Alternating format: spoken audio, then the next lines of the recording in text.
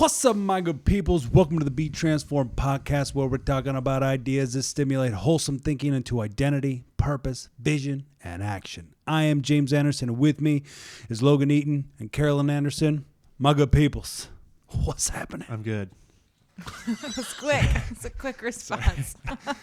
I was holding that in this whole time. Just got one thing to say. Oh, I'm good. I'm good. The timing was all off. It's my turn. I'm good.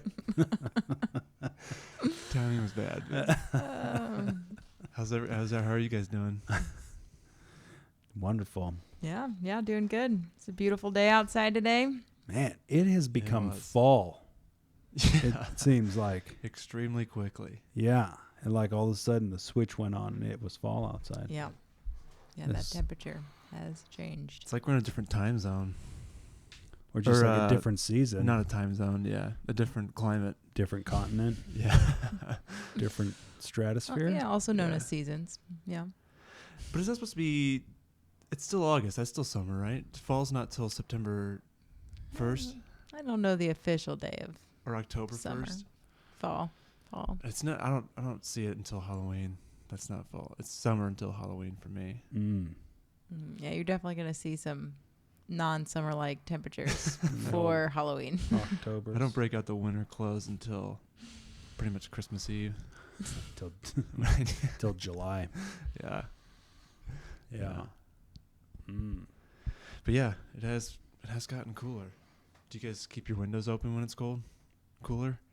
Yeah, we've had them open, which has been nice. Real nice. Just laying in the grass after work this afternoon in the shade. Yeah. Just felt wonderful. Yeah. I was at the park yesterday and I think I got bit by a spider. Or a spider snake. I don't know. I just got bites all over my feet, my ankles. Really? Yeah. Oh. I don't think it was mosquitoes. No? I don't think so. Because They your stick foot was like 3 times the size of normal. Yeah. Yeah, I actually couldn't walk. Oh. But I'm better now. Okay.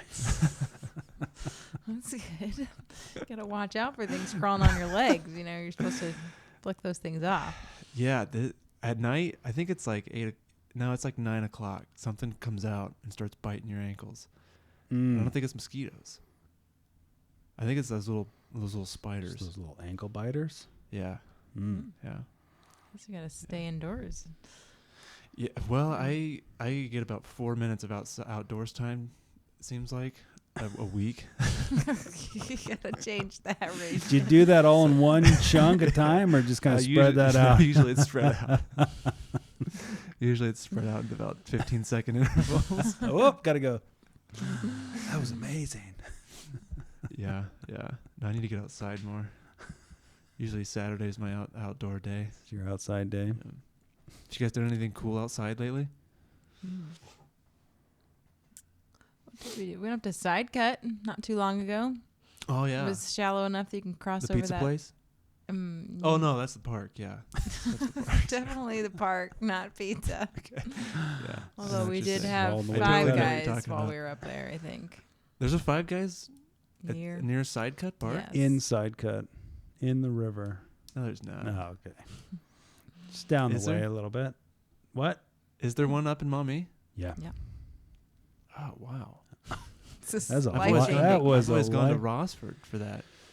Well, that's probably closer if you're just going from BG. But if you're going somewhere like Side Cut, Okay. like the pizza place, you could pick that up on your way.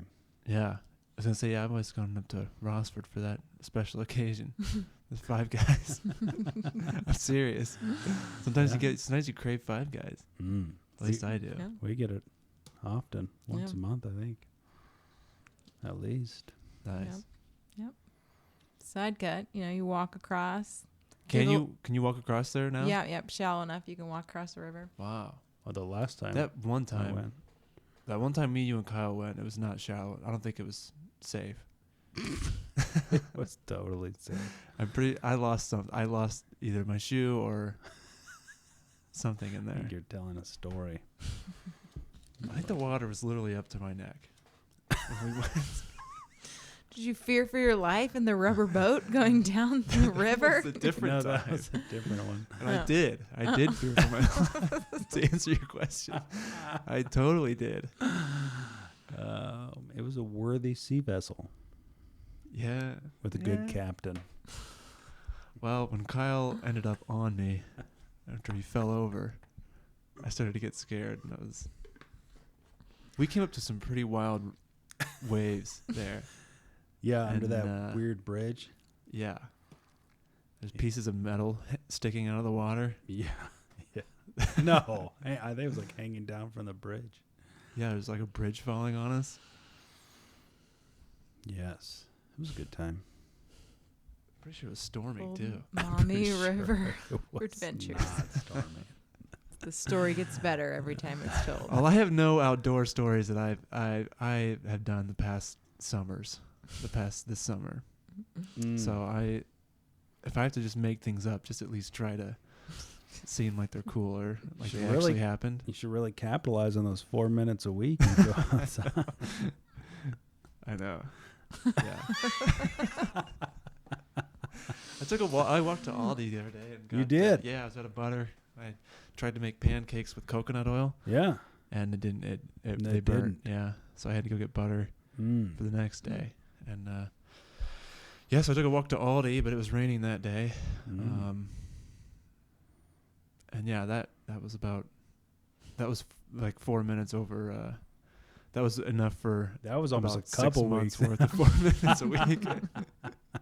So I'm good for another 6 months of outdoor time. But it has been super nice. Yeah. This weekend I'm planning on doing some stuff outside. Yeah. Yeah. Get some ankle biters happening. Yeah. Just wear some socks. I think we're having a cookout, and that is a true story. Yeah. I didn't make that up. Nice. Good to have some outdoor plans. Yeah. To get those in. Yep. That's it. It's good to have friends. Got some?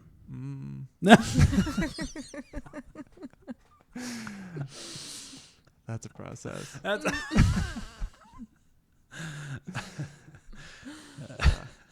When you only get 4 minutes outside a week, it's hard to make people. I'll keep you updated. Oh, my goodness. Well, tonight I thought we'd talk a little bit about this concept of the door's not locked, it's just stuck.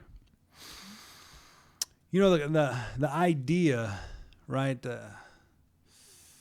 It's like people kind of think maybe sometimes things don't go exactly how you thought, or maybe they don't happen as fast as you think they're going to happen. You know, some people are like, well, if I get that job, then it was God's will, or, just kind of like, do things just happen? Do we, work for it, make it happen? And today's topic is like the door's not locked, right? Or be like, well, maybe the door just closed, like, because it didn't just happen. Or maybe I tried a little bit, but nothing came of it, so maybe it just isn't the right time or whatever.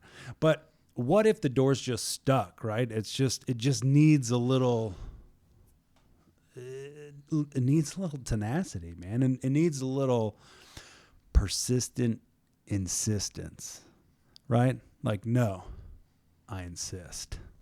Right? Because if that door is the gateway, like, to your purpose and your vision, like, you don't want to just tap out, if you, after like a tentative knock, like just like a real quiet, barely, can barely kind of hear that, right? But oh, nobody came to the door. That's, and it's like you run as fast as you can, hoping that nobody comes to the door. But instead, looking at this as like, you go up to the door on purpose, and then you knock like you mean it, and then you knock again, and then maybe you grab the handle, turn it, thrust your entire body into the door while simultaneously screaming, I'm coming in! I'm here. That attitude of like, no, this is where I'm going, this is what I'm doing, and I will have it, right? So persistent insistence. We looked this word up, and this word is amazing. Insistent. This is fun, and it's very true to what we're about to get into. Insistent demands something forcefully, not accepting refusal. Persists in doing something even though it's annoying or odd. Persistent. What? Insistent. Sorry. Insistent. So Jesus gave a couple stories, right, about this persistent insistence, this kingdom principle. And he's both times he's talking about prayer, and in Luke 18, Jesus slaps it down like this. He says, then he told the disciples a parable to show them that they should always pray and not give up. He said, in a certain town, there was a judge who neither feared God nor cared what people thought. And there was a widow in that town who kept coming to him with the plea, grant me justice against my adversary. For some time he refused, but finally he said to himself, even though I don't fear God or care what people think, yet because this woman keeps bothering me, I will see that she gets justice so that she won't eventually come and attack me. And then the Lord said, listen to what the unjust judge says. And will not God bring about justice for his chosen ones who cry out to him day and night? Will he keep putting them off? I tell you, he will see that they will get justice and quickly. However, when the Son of Man comes, will he find faith on earth? So you got this woman, right? I love this story, man. I love this idea. He's like, all right, there's this unjust judge, and he doesn't fear God, and he doesn't care about what people think, right? So, I mean, this is like perfect, like anybody you could ever run into in any sector in the world ever, right? Here's a person who could care less about God and doesn't care what anybody thinks, right? So whatever he wants is what he does. And so this lady, she wants justice, right? So she comes to this guy and says, hey, this is what I want. Makes her plea, says no.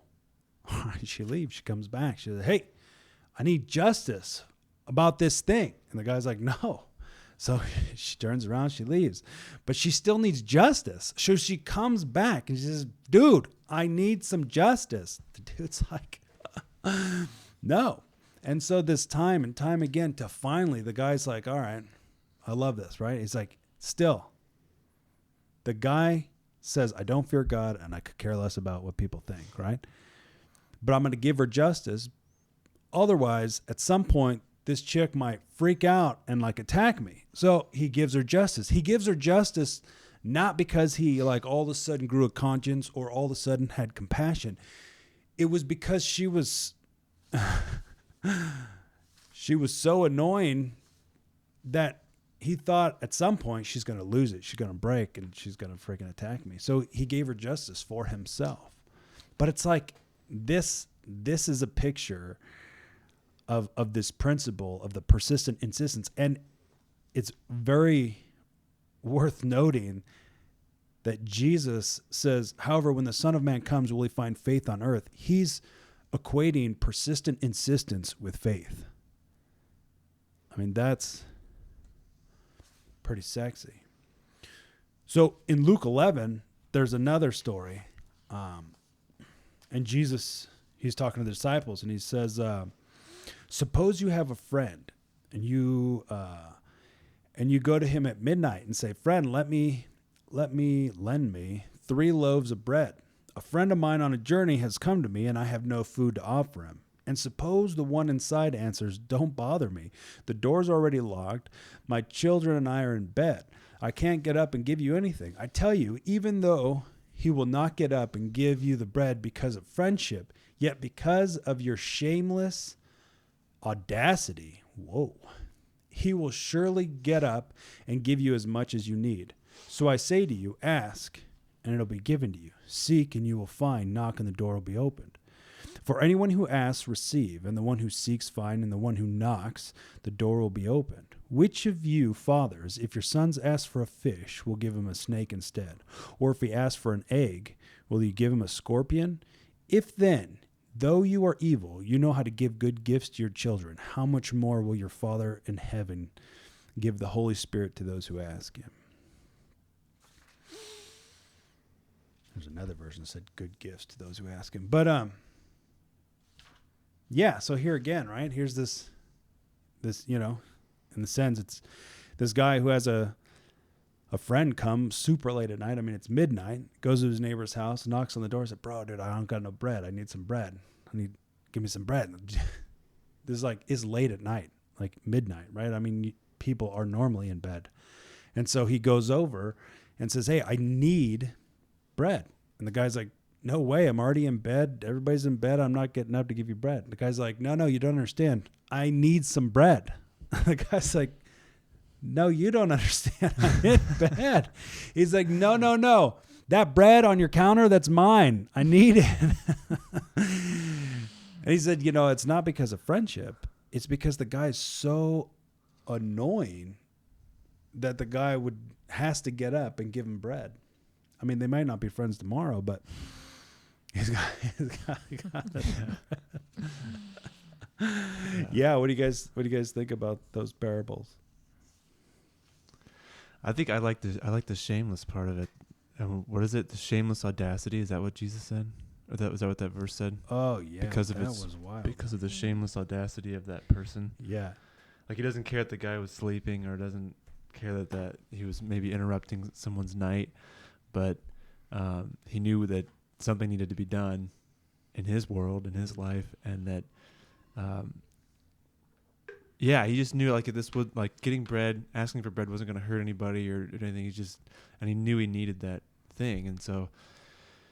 Yeah, sometimes we just think that it's like, oh, what if I annoy somebody, or what if somebody gets ticked off me, or what if I hurt somebody's feelings, or we just create these like mental scenarios in our minds, and then it's like once one gets created, then we create another one that's worse than the first one, and then we create another one that's worse than the second one, and then eventually we've created this scenario in our mind where like everything falls apart and blows up, and everyone dies, and then we don't do anything. We just don't do anything. Yeah, we don't act on anything at all. And I've done that so many times before too. Like even just making a phone call to somebody that I feel like might be selfish for like me. Like I'm asking somebody for something, or I need this information for something, or hey, this is what I'm looking for. If you hear anything, it's just making a phone call like that. Like, well, what if they're doing this, or what if they, what if I'm annoying, and what if I'm just being selfish and asking somebody to do something for me or whatever. But it's like, sometimes it's like, sometimes you just gotta like cancel that voice out, I think.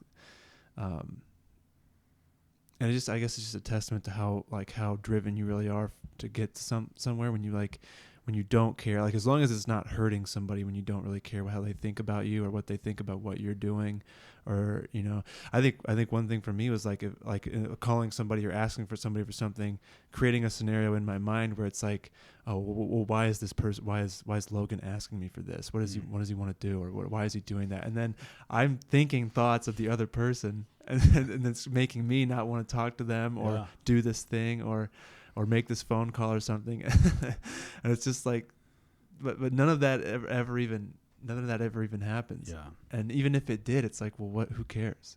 Like, who cares what they think about you, or what they think about what you're doing, or any of those thoughts. And so just canceling out those voices.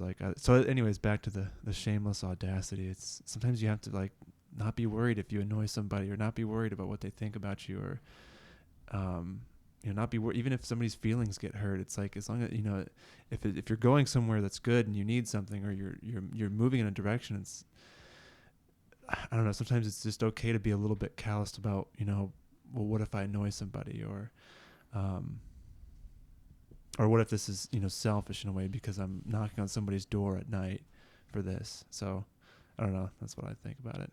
Yeah. Being a little calloused maybe. Mm. Yeah, I think about the just not taking no for an answer. It's like when you are going in a direction, or you need something. I mean, in their case, it was justice or just some bread, But in our case, it might be you're going after a dream, and you find some closed doors, but it's that it isn't closed. It's like push your way through it. It's not. It might have closed, but it doesn't mean that you can't go through it. And just not taking no for an answer. Because sometimes the route is different than you think. And maybe you sought out one direction and it's not working out, and you have to be open to something new. So that audacity to just say, well, I don't care how I feel about this. I don't care that, it's not working out how I wanted it to. I'm not going to take no for an answer. So I'm just going to keep going. It looks different. I know. What does audacity mean? I don't know. Did you have your phone? Yeah, well, I was thinking,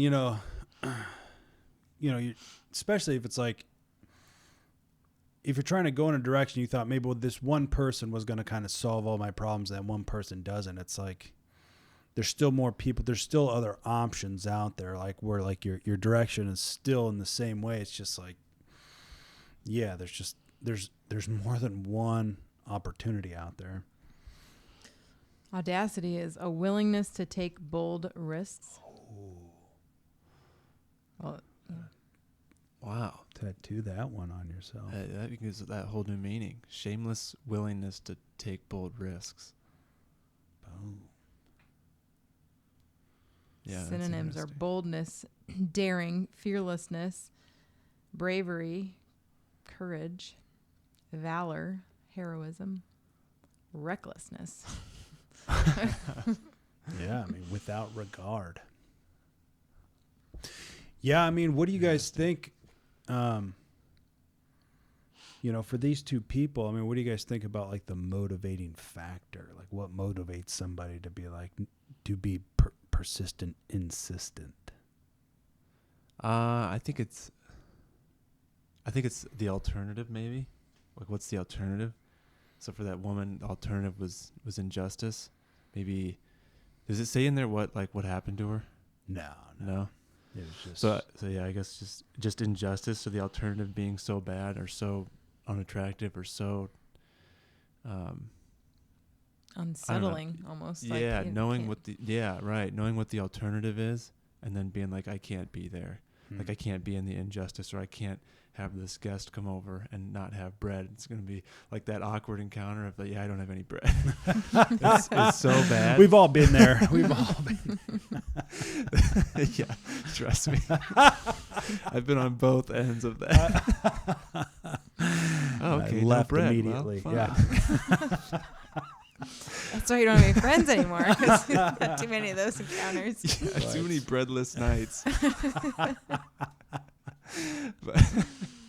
but like that awkward encounter, but just as a metaphor of whatever it is that you don't want to have happen, but that awkward encounter being so bad that you're like, yeah, I'm not taking no, I'm getting this bread, even if I got to crawl through the window.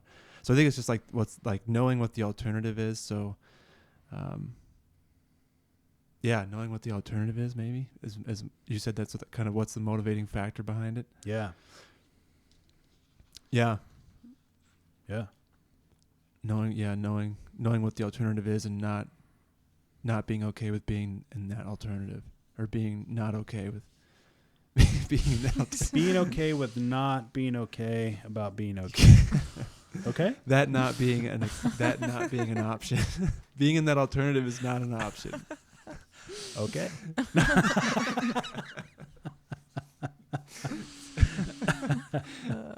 Let me rephrase that in a better way. Never mind, I don't even know how. But I think it's the alternative. Yeah. Yeah. Well, yeah, I think it's the same thing as, not settling for an average life or a life of, the word is escaping me, but Mundane. yeah, or yeah, just Pathetic. that's another word. Yeah, I mean, just like this, just settling. It's not, you're not settling for that. So the alternative is to, not seek after something more. And so, Yeah, for yeah, sure. coming to that point of, I won't settle. I won't stay in this place regardless of the doors I have to knock down or unstuck. Right, because you could settle. I mean, you could settle for the injustice. You go, well, I went and tried. And he said no, and okay, that's it. I tried. Yeah. And now you're stuck with injustice. And you can make that conclusion that this is then as good as it's going to get. Yeah. I got no bread. I'm just not going to be able to feed these people who came. Where like, I mean, in a time where hospitality was like a real thing, they're like, yeah, but they didn't. Yeah. So I think, you know, there's that motivating factor, of kind of being sold on what it is that you're after. Like actually wanting what you want, like needing what you want and wanting what you need. Like you got to be sold, right? I mean, especially when you're thinking about, you know, you think about just chasing after your dreams, man, after your gifts, after realizing your potential, your vision. I mean, you got to be sold. And when you're not sold, it's actually really easy to tell when you're not so sold is that your fear outweighs your actions. And so, you know, kind of like what you're talking about just creating all those scenarios in your mind, about like how 100 different ways this is going to go wrong. And, yeah, but picturing it going wrong, it's like, those are signs that you just need to resell yourself. So that's not a problem. It doesn't mean you're terrible, you're weak, or this and that. It's just your perspective. All you need to do is resell yourself. It's just you need to get sold on what it is you're doing, what it is that you're after. Like, why are you chasing these things? What are you trying to accomplish? Like, what are the things that are inside of you that are just like freaking exploding to come out? I mean, what are these ideas, these desires that you have that if people had them, it would freaking change their lives forever? I mean, you got to just get resold that tenacity, that persistent, insistent. Oh no, I insist. Like I will have this. You know, Jesus was talking about in that Luke 11 with the neighbor one. He says, ask and keep on asking, right? Knock and keep on knocking. It says, so I say, ask and it'll be given to you, seek and you will find, knock and the door will be open. For everyone who asks receives, and the one who seeks finds, and the one who knocks, the door will be open. So he says, ask and it will be given to you, seek and you will find, and knock and you will open. Well, I've heard it said that these in the Greek, it's like ask, seek, and find are all in the infinitive. It's not like it's not just an ask once. It's not just let me see if I can find it real quick, and then if you can't find it, you move on to something else. And it's not just like a quick knock. It's you don't stop until you get what you're asking for. You don't stop until you find what you're looking for, and you don't stop until that door opens. And this is what Jesus is saying, right? He's saying those who ask, like, receive. Those who seek, find. And those who knock, the doors open, because they won't stop. And so I think one of those factors is just you got to be sold. I mean, right, that lady with the injustice. I mean, you go back home and it's like you can't handle it. I can't, like, I'm going to go back to the same guy and I'm going to get my yes, no matter how many times it takes. When I think about this principle of persistent insistence, I think about my son, my oldest son. This guy is like a freaking master at this principle, right? I mean, this is an innate principle for this guy, right? If he wants a piece of gum or he wants some candy, he is going to ask, and then he's going to ask, and then he's going to ask some more. Now, I'm not talking about like he's just standing there saying, can I have candy? Can I have candy? Can I have candy? You know, like it's not just like nonstop. It's like, hey, you know, can I have some candy? And he'd be like, no. And then maybe like 30 seconds later, hey, can I have some candy? I'm like, no. Maybe like a minute later, 2 minutes later, he's like, can I have some candy? No. Maybe like 10 minutes later, he's like, can I have some candy? I'm like, all right. And it's the repetition, the frequency of the ask causes me to get sold. Like at first I'm just like, no, like what, like quit asking me for stuff. But then, so he asked me again, right? So my perspective is one way, but then he keeps asking. And over time with that repetition of asking, my perspective shifts. And then I'm like, yeah, go ahead. And I'm not necessarily, and they're like, fine, go eat it, right? Because like you're so annoying. It was more like no, like you sold me. Like, no, go have it, right? It's like that's the principle. And here's what's really wild, because believe me when I tell you that this is a kingdom principle, is that we'll try to teach this stuff out of our kids. This is a kingdom principle. But the reason why you'd want to teach it out of your kids is because it's annoying. It literally is annoying. It's like, I'm like trying to do something. It just like keeps asking me. But it's like every time I'm like, that is that principle at work. And he's literally getting what he wants.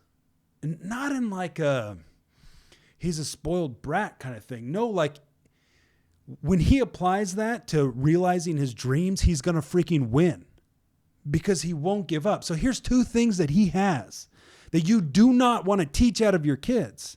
One, he really wants what he wants and he gets fixated on it and he keeps asking because he keeps thinking about it and he really wants it. So he's sold on what it is that he wants. Okay, now two, you follow this one. He doesn't get emotionally like upset. He doesn't get emotionally involved or feel rejected when I say no. Like it doesn't shut him down. It doesn't put him into an identity crisis. It doesn't make him go pout on the couch. It makes him leave and then he thinks about it again and then comes back, right? Like he's not thinking about how I said no. He's thinking about how he still wants what he wants. He's not thinking about the last time he asked. He's thinking about asking this time. This perspective is what you need to realize your dreams and your purpose. This kingdom principle is legit and for reals. This takes responsibility to the total next level because it's just like, how bad do you want it? It's not a matter of, is it possible, right? Because anything's possible for those who believe. It's a matter of, are you willing to go after it? Are you willing to knock and keep on knocking like you mean it, hoping somebody will come to the door? You know, I mean, it's even like making phone calls, which can be annoying, but it's like, if you just type like total scared, total don't want to do it, just type in the number and hit send, right? And it's just dialing, you're committed, right? It's like, even in the midst of like, oh, I don't know what to say, you know, you've already gone over it like 100 times in your mind, but you just never feel ready because you just need to do it. You know, those things when you just commit, I mean, just show up, just throw yourself in the situation and get after it. Go get it. Because like you said, it's like it never happens. Those bad scenarios we have in our minds, it's like there's such a huge relief because it's like, oh, that was really pleasant. Yeah, and even if it did happen, like, who cares? Right. Like, the world still turns and life keeps moving, and yeah, who cares? So either way, it's like you can't lose either way. Yeah. But you lose if you don't do it. You lose if you don't do something. You lose do. when you give in to those voices. But yeah, for sure. Right, because at any point, the neighbor could have quit. I mean, he could have just went like after, you know, even after 3 times. I mean, that's a lot. That's a lot to stand there and get rejected at the door of somebody who's asleep. I mean, you could. Is he like yelling from his bed? This conversation, yeah. You know? Right. It's like by that time, bro, your family's awake. Just get up. Make me some coffee. Yeah, that verse, it's interesting because you do just read it as like, knock and you'll receive, you know, or the door will be answered, seek and you'll find. Like you read it like the answer is more instant, or you can read it that way. And I think that just listening to, or you know, it's following up that story of somebody who was very persistent and just thinking about how you don't just knock once usually and it's like, oh, all my answers have arrived, or, you know, all the solutions, and we just walk right through. It's like it takes that persistence and the ability to just keep going, even if you don't get right through. So it's interesting to think about that as you're pursuing what it is. Plus, I mean, anything worth having is going to take effort. And so just that, thinking about what that effort is, and that at the end of it, you are getting a door open. You are going to get an answer. But it doesn't mean that just because you asked once and you didn't get the answer, doesn't mean the answer is not coming. Or doesn't mean that you're not going to, you know, you listen to people's stories of how they've got to where they've gotten, and it's amazing the process. Yeah. Yeah, you don't hear a story of many people where it's just like, oh, I just arrived and greatness happened. Like it's a journey. Just ordered it in the mail. Yeah. Came right away. Yeah. Yeah. Yeah. Yeah, I was just gonna say I like that part when you said your son doesn't go and whine about the no or pout about the no. I think that's crazy because sometimes I'll do that because I do have to make a lot of calls sometimes, and I'll get like I'll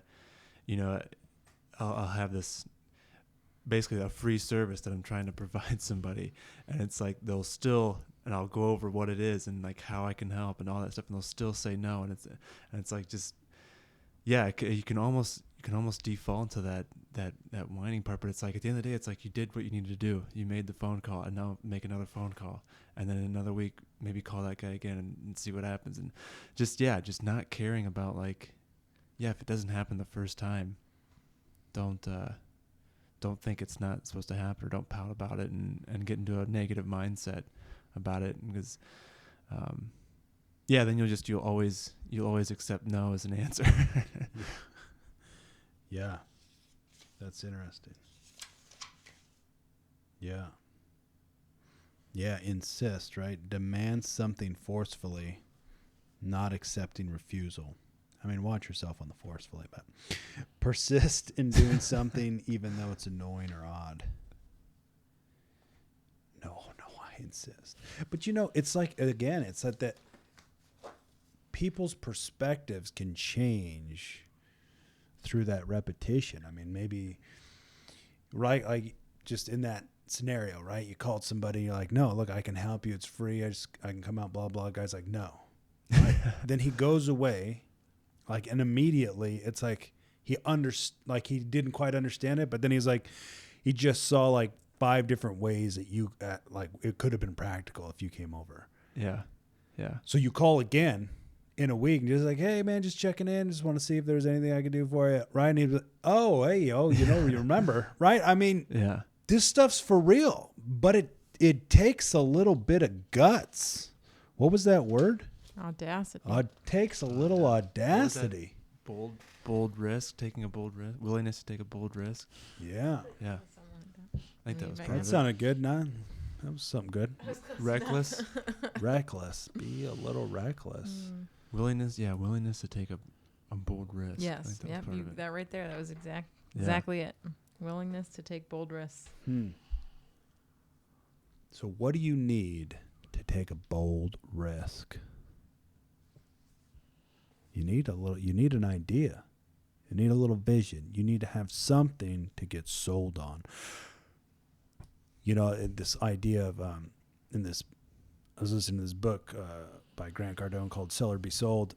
And, he's talking about the sales process. And anyway, some of these ideas are coming from that. But so essentially, like, first to sell something, right, which is what you're doing, right? Like, I mean, you're trying to communicate and say, hey, I need this, or whatever. Both these people are like, I need this. But first you need when you think about your dream and your vision, or just where would you apply this? Pretty much everywhere. But first you need a product, or you need a service, right? You need an idea. You need a vision. You need something that it is that you're going after. And then you have to get sold on it. Like, you have to get sold. If you want to sell, you cannot sell somebody something that you're not sold on. You have to get sold on what it is that you're trying to accomplish and why you can't accept somebody's first response, and you can't just accept no. Like, you have to be so sold on what you do and the benefits that it has for the people you're trying to sell it to, that it's like, you almost feel like you're doing them an injustice by letting them say no. He's like, no, you're saying no, but you don't understand like what this product is going to do for your life or your service or what, whatever. It's like, you got to get so sold that it's like you're cheating them if they don't walk away with what it is that you're offering. I mean, you got to get so sold on what you have, on what you're offering, on what your service is. And then you got to go sell that junk with persistent, insistent. No, I insist. Yeah. dude, this is legit, man. You got the ability to go after it, man. Don't sit around waiting for like the neon sign. Consider this your neon sign. The door is only awaiting you to knock on it like you mean it. So in everything you do, apply a little persistent insistence. And what was that other word? Audacity. And just sprinkle on some audacity, man. Just right on top of that insistent Some persistence. boldness. Take some willingness to apply some bold risk to your life. My good peoples. Until next time, peace.